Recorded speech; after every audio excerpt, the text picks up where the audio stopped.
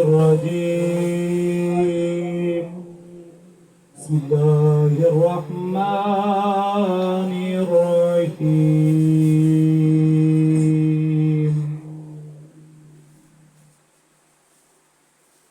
هو الله الذي لا إله إلا هو عالم الغيب والشهادة هو الرحمن الرحيم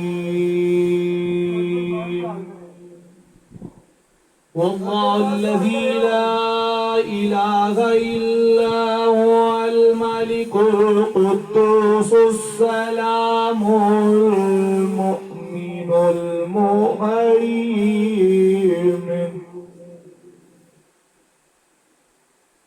الملك القدوس السلام المؤمن المهيمن العزيز الجبار المتكبر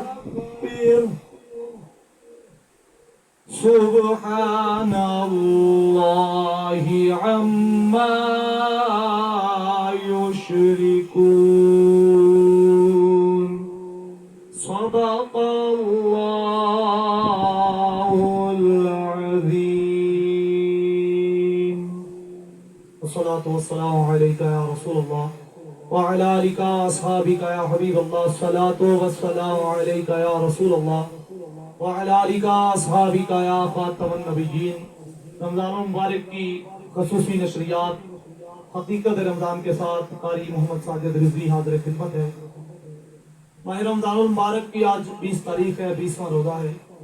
بحمدہ تعالیٰ ہمارا چوتھا پروگرام ہے۔ آج بھی روایت کے مطابق ہمارے ساتھ مہمانان غرامی القدر موجود ہیں۔ 20 رمضان المبارک مستند روایات کے مطابق فتح مکہ کا دن ہے، تو انشاءاللہ العزیز آج ہمارا موضوع گفتگو فتح مکہ ہی ہوگا۔ اس کے لیے ہمارے ساتھ ہمارے پروگرام کی مستقل زینت حضرت علامہ مولانا قاری محمد طاہر زمان نقشبندی صاحب تشریف فرمائے، ان کو دل کی عطا کاریوں سے خوش آمدید کہتے ہیں۔ ان کے ساتھ ہمارے پاس نعت خوان بھائی موجود ہیں، محمد اشفاق رضوی صاحب کراچی سے تشریف لائے ہیں، ان کو بھی پروگرام میں تشریف آوری پر خوش آمدید کہتے ہیں۔ فتح مکہ نبی کریم صلی اللہ تعالیٰ علیہ وسلم کی حیات مبارکہ کا ایک ایسا لمحہ ہے کہ جس کو نہ صرف مسلمان بلکہ غیر مسلم تاریخ دانوں نے بھی دنیا کی تاریخ کا ایک بہت بڑا واقعہ قرار دیا ہے۔ جب بھی تاریخ کا ذکر ہوا تو فتح مکہ کو سب سے پہلے نمبر پر رکھا گیا۔ اس کی وجوہات میں سے سب سے بڑی وجہ یہ ہے کہ حضور نبی کریم صلی اللہ تعالیٰ علیہ وسلم کی جو کوشش، جو محنت ہے کہ جس جگہ سے آپ کو بے دخل کیا گیا، 8 سال بعد حضور نبی کریم صلی اللہ تعالیٰ علیہ وسلم وہیں پہ فاتح کی حیثیت سے داخل ہوئے۔ اس میں کائنات میں بسنے والے انسانوں کے لیے درس ہدایت یہ ہے کہ زندگی میں جتنی بھی بڑی مشکلات پیش آئیں کبھی بھی ثابت قدمی سے پیچھے نہ ہٹے، ہمیشہ ثابت قدم رہیں تو انشاءاللہ وہ وقت دور نہیں کہ بہت جلد کامیابی آپ کے قدموں کو چومے گی۔ پروگرام کی ابتدا کرتے ہیں حسب روایت نعت خوانی سے، تو سب سے پہلے اپنے مہمان ثنا خان سے نعت سنتے ہیں۔ بھائی محمد اشفاق رضوی ہدیہ نعت پیش کریں گے، ان سے نعت سنتے ہیں۔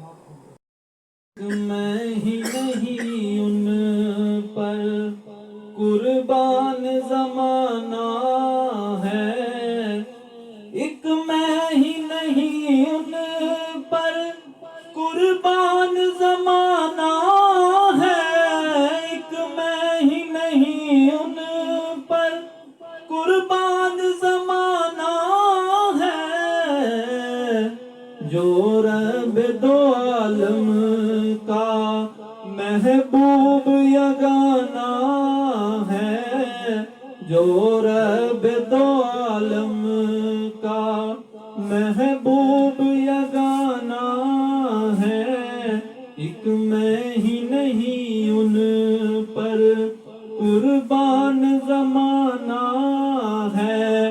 کل پل سے ہمیں جس نے خود پار لگانا ہے، کل پل سے ہمیں جس نے خود پار لگانا ہے. زہرا کا وہ بابا ہے، حسنین کا نانا ہے. زہرا کا وہ بابا ہے، حسنین کا نانا ہے. ایک میں ہی نہیں ان پر، آؤ در زہرا پر پھیلائے سبھی دامن. آؤ در زہرا پر پھیلائے سبھی دامن. ہے نسل کریموں کی لجپال گھرانہ ہے آل کریموں کی لجپال گھرانہ ہے. ایک میں ہی نہیں ان پر قربان زمانہ ہے، جو رب دو عالم کا محبوب یگانہ ہے. سبحان اللہ. ایک میں ہی نہیں ان پر قربان زمانہ ہے، جو رب دو عالم کا محبوب یگانہ ہے. گفتگو کا آغاز کرتے ہیں. فتح مکہ تاریخ اسلام کا بڑا اہم دن. حضور نبی کریم صلی اللہ تعالی علیہ وسلم کی تمام محنت، یہاں تک کہ اپنے گھر بار کو چھوڑ کر دوسرے علاقے میں جانا، تو یہ بنی نوع انسان کے لیے، بالخصوص اہل ایمان کے لیے کس طرح سے باعث ہدایت اور باعث درس ہے کہ کس طرح اہل ایمان اس سے سبق حاصل کریں. فتح مکہ تاریخ اسلام کے آئینے میں حضرت صاحب ذرا اس پر روشنی ڈالیں. الحمدللہ رب العالمین، والصلاة والسلام علی خاتم الانبیاء والمرسلین. اما بعد فاعوذ باللہ من الشیطان الرجیم، بسم اللہ الرحمن الرحیم. اذا جاء نصر اللہ والفتح. الصلاة والسلام علیکہ یا رسول اللہ، وسلم علیکہ وعلا آلکہ واصحابکہ یا رحمت للعالمین. حقیقت رمضان کی ٹرانسمیشن کے تمام ٹیم، تمامی احباب کو مبارکباد پیش کرتا ہوں. ماشاءاللہ بڑا اچھا پروگرام جو ہے وہ جا رہا ہے اور لوگوں تک دین کی اشاعت جو ہے وہ پہنچ رہی ہے. اللہ پوری ٹیم کی اس کاوش کو اپنی پاک بارگاہ میں قبول فرمائے. آج بڑا حسین دن ہے اور یہ وہ دن ہے، صحابہ اکرام رضوان اللہ تعالی اجمعین فرماتے ہیں کہ سرکار دو عالم صلی اللہ علیہ وسلم کو کبھی اتنا خوش نہیں دیکھا جتنا خوش سرکار دو عالم صلی اللہ علیہ وسلم کو فتح مکہ کا دن دیکھا. محبوب دو عالم صلی اللہ علیہ وسلم اتنی تکلیفیں اور مشقتیں برداشت کرنے کے بعد دوبارہ اپنے ابائی شہر میں تشریف لا رہے ہیں، جدھر آپ کا بچپن گزرا، جدھر آپ کی جوانی گزری. تو بہت سی یادیں وابستہ ہوتی ہیں جوانی اور بچپن کے ساتھ. تو محبوب دو عالم صلی اللہ علیہ وسلم بڑے خوش تھے. یہ تاریخ اسلام میں بہت بڑا معرکہ ہے، بہت بڑا معرکہ ہے، جو صرف مسلمانوں کے لیے نہیں بلکہ کفر کی کمر توڑ معرکہ ہے. مسلمانوں کے لیے خوشی کا دن تھا اور کفر کا منہ کالا ہو گیا تھا کہ ہم نے ہر حربہ استعمال کر کے دیکھ لیا اسلام کو دبانے کا، لیکن یہ میرے محبوب کے اسلام کی شان ہے، اس کو جتنا دبانے کی کوشش کی جائے گی یہ انشاءاللہ اتنا پھیلتا جائے گا. تو محبوب دو عالم صلی اللہ علیہ وسلم نے جب اسلام کا پرچار مکہ شہر میں شروع کیا تو کفار نے اپنے ظلم ڈھانے شروع کر دیے. تو جب دنیا دار بندہ پریشان ہوتا ہے تو اس کے یار سے پریشانی برداشت نہیں ہوتی، تو وہ تو رب ہے جس نے فرمایا لولا کلام اظہرت ربوبیہ، اے محبوب اگر تجھے نہ بنانا ہوتا تو میں اپنا رب ہونا ہی ظاہر نہ کرتا. تو پھر وہ رب کیسے برداشت کر سکتا تھا کہ اس کے محبوب کو پریشانی ہو اور جناب وہ رب اس کا بدلہ نہ لے۔ تو رب کی ذات نے وقتی طور پر اپنے محبوب کو حکم فرمایا کہ آپ مکہ چھوڑیں اور مدینہ تشریف لے جائیں۔ اصل میں اس میں جو وجوہات ہیں وہ بے شمار ہیں مکے سے مدینے کے سفر کی، لیکن ہم چونکہ آج ہمارا موضوع فتح مکہ ہے تو اسی حوالے سے میں گزارشات کرتا جاؤں گا۔ تو محبوب دو عالم صلی اللہ علیہ وسلم مکہ چھوڑ کے مدینہ ہجرت کر کے آگے، جب مدینے پہنچے تو رب کی ذات نے اپنے محبوب کو فرمایا کہ اب تم اپنی دین کی جو اشاعت ہے نا وہ کرو، اور جس طرح کرنے کا حق ہے اس طرح کرو۔ تو میرے محبوب نے ادھر اشاعت شروع کر دی، تو کفار مکے میں بیٹھ کے منصوبے بنانے لگے۔ کو مقصد انہیں یہاں سے بھیجنے کا نہیں تھا، مقصد تو یہ تھا کہ جو دین کی اشاعت پھیلائی جا رہی ہے اسے روکا جائے، لیکن کام تو ابھی بھی ویسا ہی چل رہا ہے۔ تو پھر اسلام اور کفر کے درمیان مار کے ہوئے، جس طرح چند دن پہلے ہمارا موضوع تھا غزوہ بدر، غزوہ احد، اس طرح کے مار کے جو ہیں کفر اور اسلام کے درمیان ہوتے رہے، اور کافر جو ہیں وہ پشت پر گرتے رہے۔ میرے محبوب کو اللہ فتح پہ فتح نصیب فرماتا رہا، حتیٰ کہ ایک دن ایسا بھی آیا کہ خالق نے فرمایا محبوب اب کافر اس قابل نہیں رہا کہ کافر تیرے سامنے کھڑا ہو سکے، تیرے رب نے کافر کو اس طرح گرا دیا ہے۔ اب اسی روب، اسی دبدبے کے ساتھ جس طرح تو میدان میں اترتا ہے اور اللہ فرماتا ہے اذا جاء نصر اللہ والفتح، محبوب چلنا تیرا کام ہے، فتح دینا تیرے رب کا کام ہے، کیونکہ رب نے فتح تیرے ہاتھ پہ رکھ دی ہے۔ تو میرے محبوب صحابہ فرماتے ہیں کہ پہلے بھی غزوہ کی طرف ہم چلتے تھے، لیکن جس طرح اس دن سرکار جا رہے تھے کبھی سرکار کو ایسے روب اور دبدبے کے ساتھ جاتے نہیں دیکھا۔ یہ میرے محبوب کی شان تھی کہ صحابہ اکرام نے گرد دو قطاریں بنائی ہیں اور میرے محبوب درمیان میں چل رہے ہیں، اور تیرے اور میرے کریم نبی کا سفر جاری ہے۔ راستے میں ایک کتیا سوئی ہوئی تھی، اس نے بچے دیے ہوئے تھے، تو میرے محبوب نے ایک غلام کی ڈیوٹی لگائی، فرمایا اس کے پاس کھڑا ہو جا، آج کسی میرے لشکر کے بندے کا پاؤں نہ اس کے اوپر آ جائے۔ میں اور آپ یہ الفاظ سنتے رہتے ہیں، لوگ کہتے ہیں کہ دین جو ہے وہ امن کا درس دیتا ہے، تو میں نے کہا ہاں دین امن کا درس دیتا ہے کہ فتح مکہ کے وقت میرے محبوب نے فرمایا کہ جناب والا کتی کے کسی بچے کے اوپر پاؤں نہ آ جائے، اس کی رکھوالی کے لیے جناب ایک صحابی کو کھڑا کر دیا۔ لیکن جو یہ سفر جو ہی جناب مکے کی طرف چلتا ہے، پکا شہر میں یہ سفر پہنچتا ہے، تو سرکار دو عالم صلی اللہ علیہ وسلم کی بارگاہ کے اندر غلاموں کو لایا جاتا ہے کفار کو، سرکار یہ فلاں کافر آ گیا ہے، یہ ابو سفیان کا بیٹا آ گیا ہے، یہ ابو جہل کا بیٹا آ گیا ہے، یہ فلاں کافر کا بیٹا آ گیا۔ تو میرے محبوب فرماتے ہیں جاؤ اس کو بھی معاف کیا، جاؤ اس کو بھی معاف کیا، جاؤ اس کو بھی معاف کیا۔ پھر آواز آتی ہے حضور آپ کا فلاں گستاخ کعبے کے غلاف کے ساتھ چمٹا ہوا ہے، تو میرے محبوب نے فرمایا تم نے سنا نہیں ہے کہ من سبا نبیا فقتلوہ، فرمایا جو سرکار کا گستاخ ہو وہ چاہے کعبے کے غلاف کے ساتھ بھی لڑکا ہو، فرمایا ادھر ہی اس کو کاٹ کے رکھ دیا جائے۔ اسلام امن کا درس ضرور دیتا ہے، لیکن تب دیتا ہے جب حضرت بلال حبشی کعبے کی چھت پہ پہنچ جاتے ہیں۔ فتح مکہ کا بڑا عجیب منظر، صحابہ اکرام فرماتے ہیں کہ جب فتح مکہ کے لیے ہم چل کر مدینے سے مکہ آ رہے تھے تو میرے محبوب کا سینہ چوڑا تھا، اور میرے محبوب دو عالم صلی اللہ علیہ وسلم پورے روب اور دبدبے کے ساتھ آ رہے تھے۔ لیکن جب مسلمانوں کو اللہ نے فتح دے دی، جب حضرت بلال حبشی کعبے کی چھت پر چڑھ گئے، تو تیرے تو میرے کریم نبی کے بارے صحابہ فرماتے ہیں کھجور کے درخت کے نیچے میرے محبوب بیٹھ گئے۔ اتنی عاجزی صحابہ اکرام فرماتے ہیں کہ کبھی اتنی عاجزی نہیں دیکھی۔ تو عرض کی حضور آج تو فخر والا دن ہے، تو میرے محبوب نے فرمایا فخر ہم نے راستے میں ہی کر لیا تھا، اب رب کی بارگاہ میں جھکنے کا وقت ہے، اب رب کا شکر ادا کرنے کا وقت ہے۔ فتح مکہ کا وقت، تیرے اور میرے کریم نبی جب کعبے کے اندر داخل ہوئے تو کعبے کے اندر 360 بت کافروں نے سجا کے رکھے ہوئے تھے۔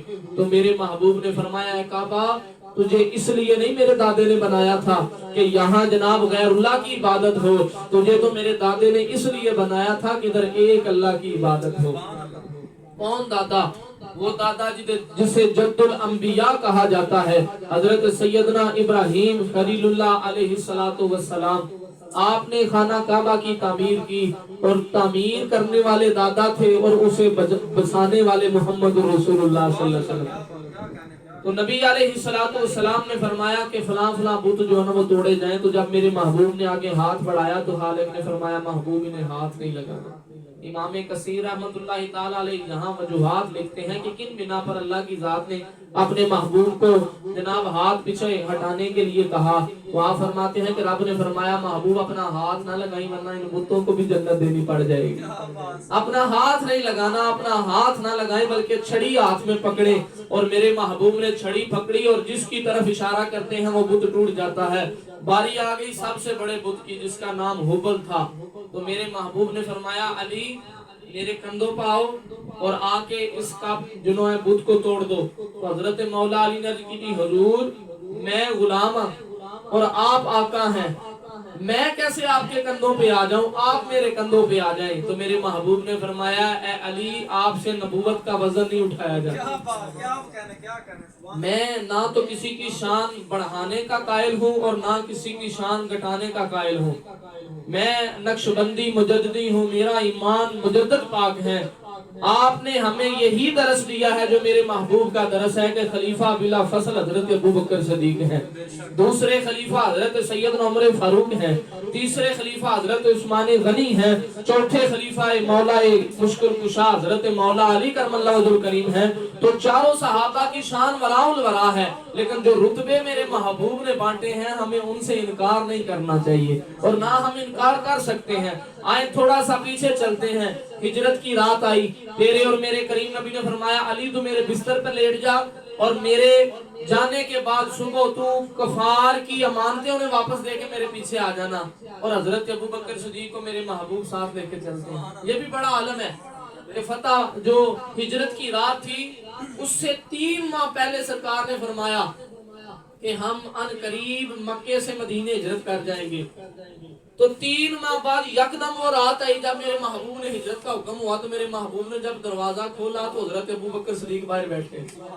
تو میرے محبوب نے فرمایا ہاں یہ ابوبکر کدھر؟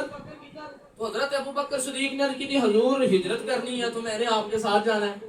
تو سرکار نے فرمایا میں نے تو ابھی کسی کو بتایا ہی نہیں کہ میں جا رہا ہوں.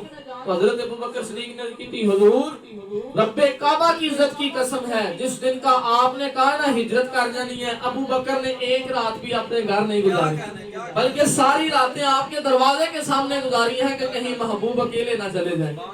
حضرت ابوبکر صدیق کو ساتھ لے کے میرے محبوب نے سفر شروع کیا. چلتے چلتے حضرت ابوبکر صدیق بیٹھ گئے. عرض کی حضور آپ کے پیروں میں ورم آ گیا ہے اور مجھ سے چلا نہیں جا رہا. سوجن آپ کے پیروں میں آ گئی یا چلا مجھ سے نہیں جا رہا. تو میرے محبوب نے فرمایا ابوبکر کیا کہنا چاہتے ہو؟ تو حضرت ابوبکر صدیق نے عرض کی حضور کتنے ابوبکر کے ہو اور سواری آپ فرمائیں. تو میرے محبوب نے کئی میلوں کا وہ سفر غار ثور کا. آج جناب ہٹے کھٹے نوجوان جاتے ہیں ادھر تو جناب پانی کی بوتلیں ساتھ لے کر جاتے ہیں کہ جناب ہم سے اتنا جو لمبا طویل سفر نہیں طے کیا جائے گا. تو حضرت ابوبکر صدیق کی کیا شان ہوگی کہ میرے محبوب کو اپنے کندھوں پہ بٹھا کر حضرت ابوبکر صدیق نے سفر کی. تو فتح مکہ کے دن حضرت مولا علی نے عرض کی حضور آپ میرے کندھوں پہ آ جائیں. تو محبوب نے فرمایا علی نہیں میں نہیں تیرے کندھوں پہ آؤں گا بلکہ تو میرے کندھوں پہ آ جا. حضرت مولا علی سرکار دو عالم وسلم کے کندھوں پہ سوار ہوتے ہیں. تو جو ہی کندھوں پہ بیٹھتے ہیں تو حضرت مولا علی مسکرا اٹھتے ہیں. تو تیرے تو میرے کریم نبی نے فرمایا علی مسکرانے کی وجہ کیا ہے؟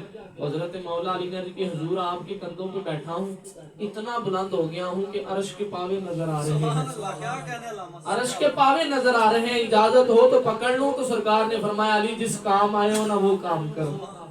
تمہیں حبل کو توڑنے کا حکم ہوا ہے حبل توڑ دو. تو حضرت مولا علی نے توڑ دیا.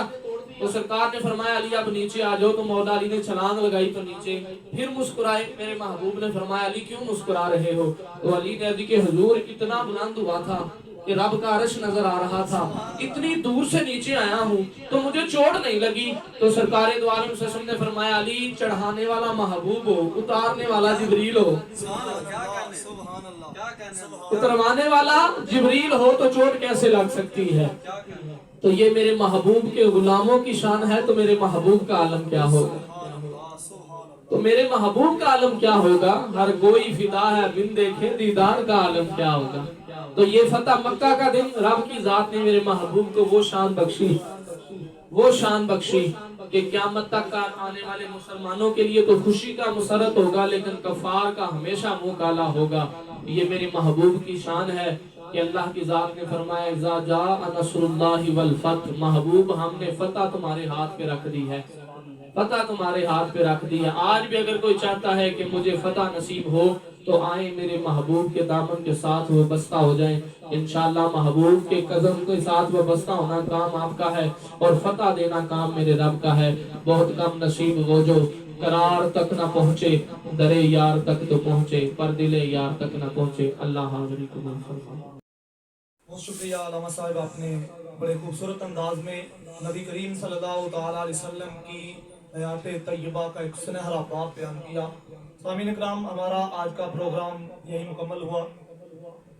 آپ سے میں یہی گزارش کروں گا کہ یوٹیوب پر ہمارا چینل علم کی حقیقت، اس کو ضرور سبسکرائب کریں اور اپنے دوستوں کے ساتھ شیئر کریں۔ اس کے ساتھ ساتھ الحمدللہ ہم نے فیس بک پر بھی اپنا پیج جو ہے وہ لانچ کر دیا ہے، قاری طاہر زمان کے نام سے، تو اس پیج کو بھی فالو کریں۔ آپ کو ہمارا یہ پروگرام اس پیج پر بھی دستیاب ہوگا، تو اپنے دوستوں کے ساتھ بھی زیادہ سے زیادہ شیئر کریں تاکہ دین اسلام کی خدمت میں آپ کا حصہ بھی ہمارے ساتھ شامل ہو جائے۔ آج کا ہمارا پروگرام یہی مکمل ہوا۔ انشاءاللہ العزیز کل نئے پروگرام کے ساتھ، نئے مہمانوں کے ساتھ حاضر خدمت ہوں گے۔ تب تک کے لیے اجازت دیجیے۔ السلام علیکم ورحمۃ اللہ وبرکاتہ۔